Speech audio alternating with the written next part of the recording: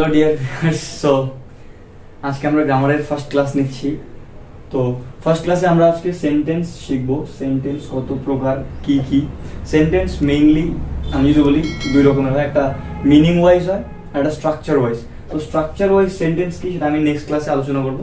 আজকের ক্লাসে আমরা দেখবো মিনিং ওয়াইজ সেন্টেন্স কত প্রকার, কি কি, আর প্রত্যেকটা সেন্টেন্সের মোটামুটি কিছু উদাহরণ সমেত আমি এক্সাম্পল দিয়ে সেই সেন্টেন্সগুলোকে বোঝানোর চেষ্টা করবো। সো শুরু করছি। সো সেন্টেন্স যদি আমি মিনিং ওয়াইজ বলি, মিনিং ওয়াইজ সেন্টেন্স আমাদের ছয় প্রকার। কয় প্রকার? ছয় প্রকার। সেই ছয় অর্থ অনুযায়ী, অর্থ বা মিনিং অনুযায়ী আমি বলবো লিখে নিতে, তাহলে পরবর্তীতে পড়ার চান্স পাবে। অর্থ অনুযায়ী সেন্টেন্স, ACNTENCES, অর্থ অনুযায়ী মিনিং, অর্থ অনুযায়ী সেন্টেন্সের ছয় প্রকার। ছয় প্রকার। আমি সেই ছয় প্রকার সেন্টেন্সের নাম এক এক করে লিখে দিচ্ছি। যথা নাম্বার 1 যদি বলি, সেটা হচ্ছে পজিটিভ সেন্টেন্স, POSITIVE, পজিটিভ। এর আরেকটা নাম আছে, সেটা হচ্ছে অ্যাফার্মেটিভ সেন্টেন্স। ওকে, সেটা লিখছি না, পজিটিভ বা অ্যাফার্মেটিভ সেন্টেন্স। নাম্বার 2তে যেটা, সেটা হচ্ছে নেগেটিভ, NEGATIVE, নেগেটিভ। নাম্বার 3তে যেটা আছে সেটা হচ্ছে ইন্টারোগেটিভ, INTEROGATIVE, ইন্টারোগেটিভ। নাম্বার 4এ যেটা আছে সেটা হচ্ছে negative interrogative. Okay, NEGATIVE, negative interrogative, INTEROGATIVE।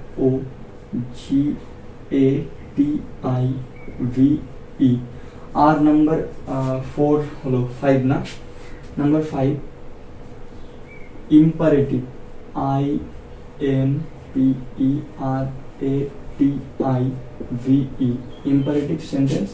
And number 6 যদি বলি, সেটা হচ্ছে আমাদের exclamatory sentence, EXCLAMATORY, exclamatory. So সেন্টেন্সের চ্যাপ্টার আজকে আমরা করছি মিনিং ওয়াইজ। তো অর্থ অনুযায়ী বা মিনিং ওয়াইজ সেন্টেন্স ছয় প্রকার। কি কি?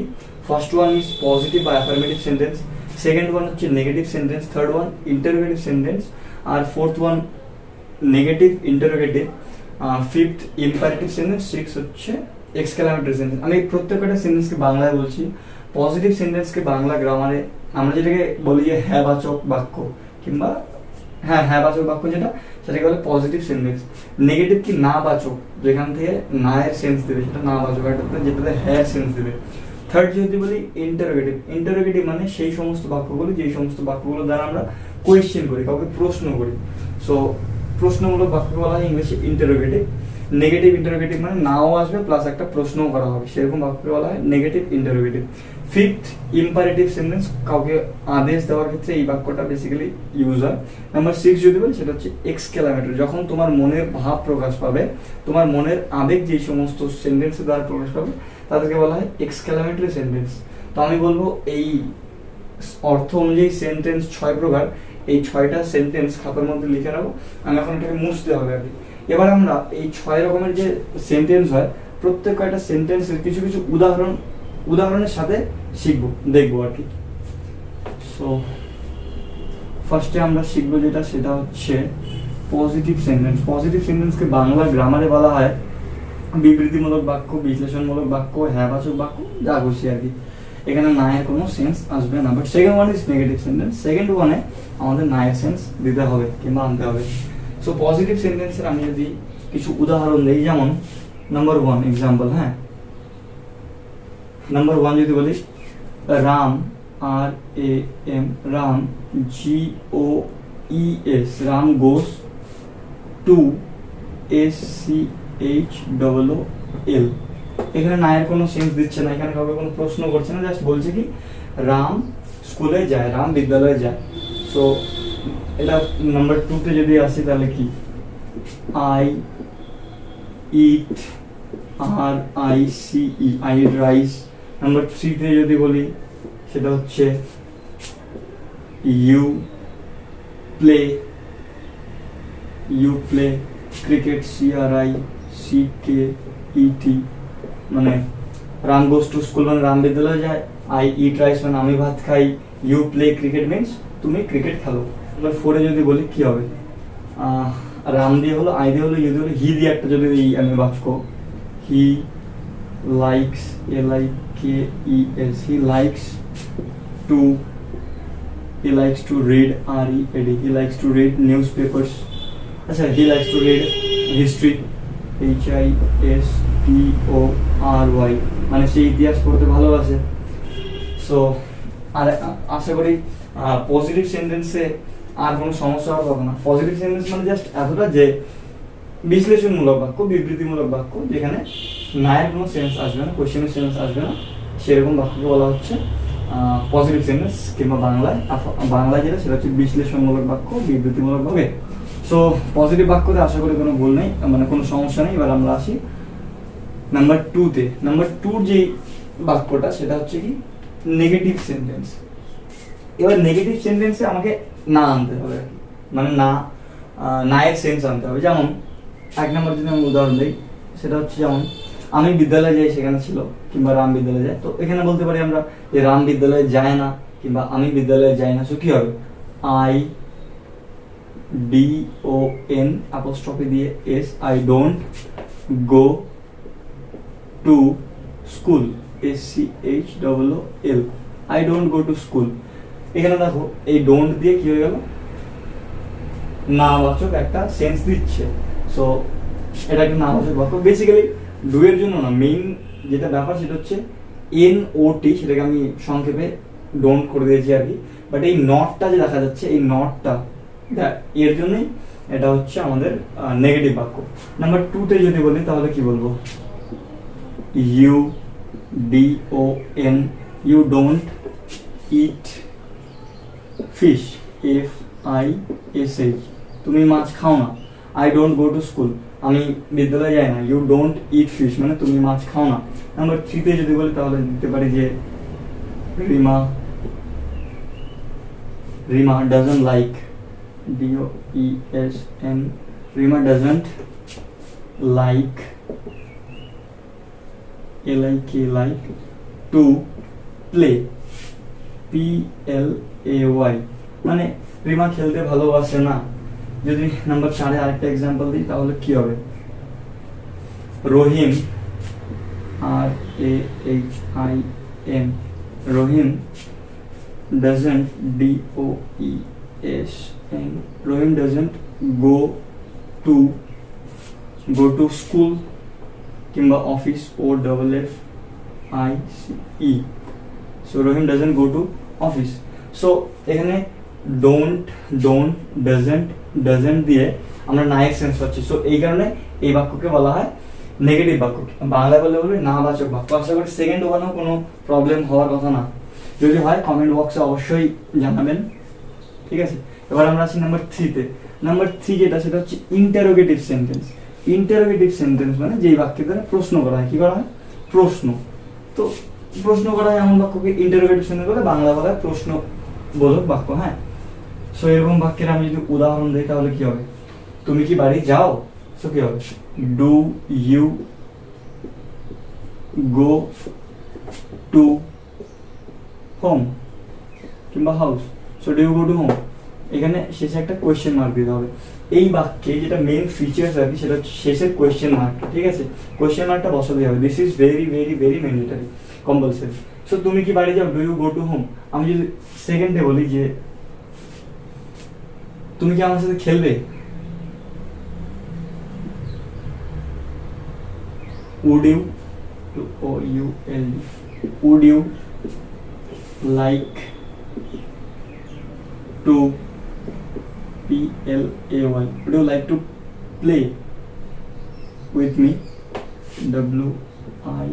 WITH, with me, মানে তুমি কি আমার সাথে খেলবে, would spelling WOULD, okay. First one কি, do you go to home মানে তুমি কি বাড়ি যাও, would you like to play with me তুমি কি আমার সাথে খেলবে। 3 নম্বর যেমন সে কি ক্রিকেট খেলে, so DOES, does he PLAY, does he play cricket, CRICKET, does he play cricket, সে কি ক্রিকেট খেলে। শুধু মাথায় রাখতে হবে এটা যে ইন্টারোগেটিভ সেন্টেন্স মানে প্রশ্নমূলক বাক্য, যেই বাক্যের দ্বারা প্রশ্ন করা হয় তাকে প্রশ্নমূলক বাক্য বলা হয়, এটা মানে মাথায় রাখতে হবে। আর লেখার সময় যেটা মাথায় রাখতে হবে সেটা হচ্ছে শেষে কিন্তু এই কোয়েশ্চেনটা mandatory, okay.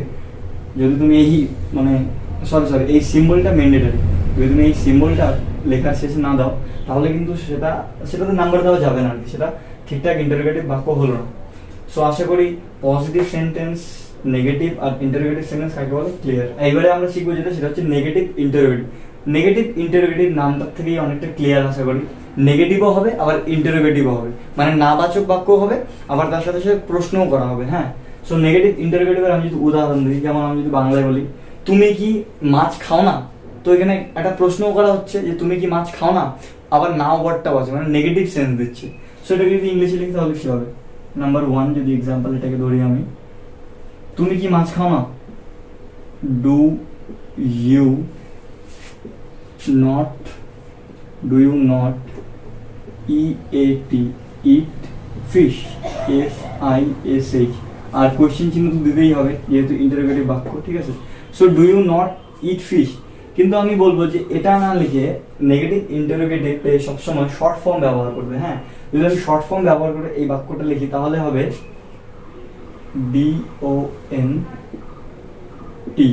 don't you EAT, don't you eat fish, FISH, তারপর একটা কোয়েশ্চেন চিহ্ন। সো ফার্স্ট ওয়ানের থেকে এই সেকেন্ড ওয়ান যে লিখলাম, this is more better than this, okay. So do you not eat fish, এটার থেকে ভালো ডোন্ট ইউ ইট ফিশ, তুমি কি মাছ খাও না, যদিও দুইটারই বাংলা মানে তুমি কি মাছ খাও না। সো না সেন্স আসছে, হ্যাঁ, মানে নেগেটিভ সেন্স আসছে, তার সাথে সাথে ইন্টারোগেটিভ মানে নেগেটিভ ইন্টারোগেটিভ সেন্টেন্সটার নাম। ইন্টারোগেটিভ কেন, কারণ এর দ্বারা প্রশ্ন করা হচ্ছে, যেমন তুমি কি মাছ খাও না। নাম্বার সেকেন্ড যদি বলি তাহলে বলতে পারি যে তুমি কি স্কুলে যাও না, তো এখানে নায়ের সেন্স দিচ্ছে প্লাস ইন্টারোগেটিভ প্রশ্ন করছে। So DONT, don't you go to school, SCHOOL, পরে একটা কোয়েশ্চেন চিহ্ন। So don't you eat fish, তুমি কি মাছ খাও না, don't you go to school, তুমি কি বিদ্যালয়ে যাও না। নাম্বার 3 তে যদি বলি তাহলে সে কি কথা বলতে পারে না, সে কি বলতে পারে না, সেটাও হবে। So DOESNT, doesn't he speak, SPEAK, doesn't he SPEAK, doesn't he speak মানে সে কি বলে না, সে কি কথা বলে না, আর সে কি কথা বলতে পারে না, সেটা যদি আমি 4 নম্বরে দিই তাহলে হবে CAN, can't, cannot এর শর্ট ফর্ম can't, হ্যাঁ। So can't he speak, SPEAK, can't he speak মানে সে কি কথা বলতে পারে না। So positive, negative, interrogative, negative interrogative, এই 4 রকমের সেন্টেন্সে আই হোপ, আমি আশা করি কোনো রকমের সমস্যা হওয়ার কথা না। যদি কোনো প্রবলেম হয় ডেফিনেটলি কমেন্ট বক্স তো আছেই, কমেন্ট বক্সে লিখে দিলে আমি তার সলিউশন দিয়ে দেবো, কিংবা যদি কোথাও বুঝতে সমস্যা হয় কমেন্ট বক্সে দিলেই আমি তার আনসার বুঝিয়ে দেবো আর কি। সো আমাদের 5 number sentence assertive sentence. Assertive sentence কি, আমরা কিভাবে বুঝবো এই সেন্টেন্সগুলো, যে সমস্ত সেন্টেন্স ভার্ব দিয়ে শুরু হয়, বাংলায় যাকে ক্রিয়া বলা হয় বাংলা ব্যাকরণে, ওকে। সো যেই সমস্ত বাক্য ভার্ব দিয়ে শুরু হয় তাদের বলা হয় অ্যাসার্টিভ সেন্টেন্স। আমি যদি এক্সাম্পল দিই একটা, যেমন দরজাটা বন্ধ করো, কি হবে CLOAC, বা shut, SHUT, shut the door, DOOR, এটা দিয়ে আমি কি দিলাম, অর্ডার দিলাম। shut the door, close the door মানে দরজাটা বন্ধ করো। সেকেন্ড যদি আমি বলি তাহলে clean the room, CLEAN, clean the ROOM মানে রুমটা পরিষ্কার করো। থার্ড যদি বলি তাহলে কি বলবো, যে ক্লোজ বা শাট the door, clean the room, don't go outside, DONT, don't go outside. তো ব্যাপারটা হচ্ছে এরকম যে অ্যাসার্টিভ সেন্টেন্সের দ্বারা, আমি 5 নম্বর যে সেন্টেন্সটা আমরা এখন বর্তমানে করছি তার দ্বারা তুমি অর্ডার দিতে পারো বেসিক্যালি, হ্যাঁ। আর এই বাক্যগুলো শুরু হবে কি দিয়ে? সবসময় ভার্ব দিয়ে শুরু হবে, ক্লিয়ার? ভার্ব দিয়ে শুরু হচ্ছে, ক্লোজ এখানে ভার্ব, এখানে ক্লিন ভার্ব, এখানে ডু ভার্ব। কিন্তু এই বাক্যটা কিন্তু নেগেটিভ বাক্যে আছে, হ্যাঁ। আমি যেটা নেগেটিভ বাক্যে বলেছিলাম যে নট আছে, ঠিক আছে। সো ডোন্ট গো আউটসাইড মানে বাইরে যেও না, ক্লোজ দ্য ডোর মানে দরজাটা বন্ধ করো, ক্লিন দ্য রুম মানে রুমটাকে পরিষ্কার করো, ডোন্ট গো আউটসাইড মানে বাইরে যেও না। আশা করি 5 নম্বর অ্যাসার্টিভ সেন্টেন্সে কোনো সমস্যা হওয়ার কথা না। এবার আমরা যাবো লাস্ট বাক্যে, মানে মিনিং ওয়াইজ যে 6 রকমের বাক্য হয়, সেই 6 রকমের বাক্যের মধ্যে 5 রকমের আমাদের অলরেডি শেখা হয়ে গেল। এবার নাম্বার 6 এ আমরা যাবো, যার নাম কি? Exclamatory sentence. এই বাক্যটাকে বাংলায় বলা হয় বিস্ময়সূচক বাক্য। আর এই বাক্যের দ্বারা বেসিক্যালি তোমার মনের ভাব প্রকাশ পাবে, হ্যাঁ। নাম্বার 6 এর আমি যদি এক্সাম্পল দিই, যে বাক্যগুলো দ্বারা আমাদের মনের ভাব প্রকাশ পায় তাদেরকে বলা হয় এক্সক্লামেটরি সেন্টেন্স। যদি আমি ফার্স্ট উদাহরণ দিই, যেমন ওয়াক, WAKE, ওয়াক, একটা কমা, WHAT, walk, what a bad smell, SMELL। এই চিহ্নটা দিতে হবে। যেমন ইন্টারোগেটিভ বাক্যে কোয়েশ্চেনের সিম্বলটা ছিল ম্যান্ডেটরি, তেমনই এক্সক্লামেটরি সেন্টেন্সে এই জিজ্ঞাসাবোধক চিহ্নটা কিংবা এক্সক্লামেটরি এই সিম্বলটা, এটা কিন্তু ম্যান্ডেটরি, হ্যাঁ। এটাকে দিতেই হবে। আর মনের ভাব প্রকাশ পাচ্ছে কিন্তু এই ওয়ার্ডটা দ্বারা, walk, what a bad smell, মানে কি খারাপ একটা গন্ধ, ওকে। এর দ্বারা তোমার মনের ভাব প্রকাশ পাচ্ছে। যদি আমি নাম্বার 2 তে এক্সাম্পল দিই, তাহলে HIT, শিট, মাই সাইকেল, CYCL, শিট মাই সাইকেল গট পাঞ্চার্ড, UNCHERED। তো শিট মাই সাইকেল গট পাঞ্চার্ড মানে আমার সাইকেলটা পাঞ্চার্ড হয়ে গেল, আমার সাইকেলটা পাঞ্চার্ড হয়ে গেল। সো কি বোঝাচ্ছে? তোমার মনের ভাব প্রকাশ পাচ্ছে, তাই না? ও শেষে তো ফুল স্টপ হবে, শেষে কিন্তু এই সিম্বলটা ম্যান্ডেটরি, হ্যাঁ। যেমন কোয়েশ্চেন ওয়ালা বাক্যে এই সিম্বলটা ম্যান্ডেটরি ছিল, তেমনই এক্সক্লামেটরি সেন্টেন্সে এই সিম্বল, এক্সক্লামেটরি সিম্বল এটাকে বলে, this one is mandatory. Number 3 তে আমি যদি আরেকটা এক্সাম্পল দিই, তাহলে হবে যে damn, I miss the bus, DAMN, damn, IMISSED, I missed the bus, BUS।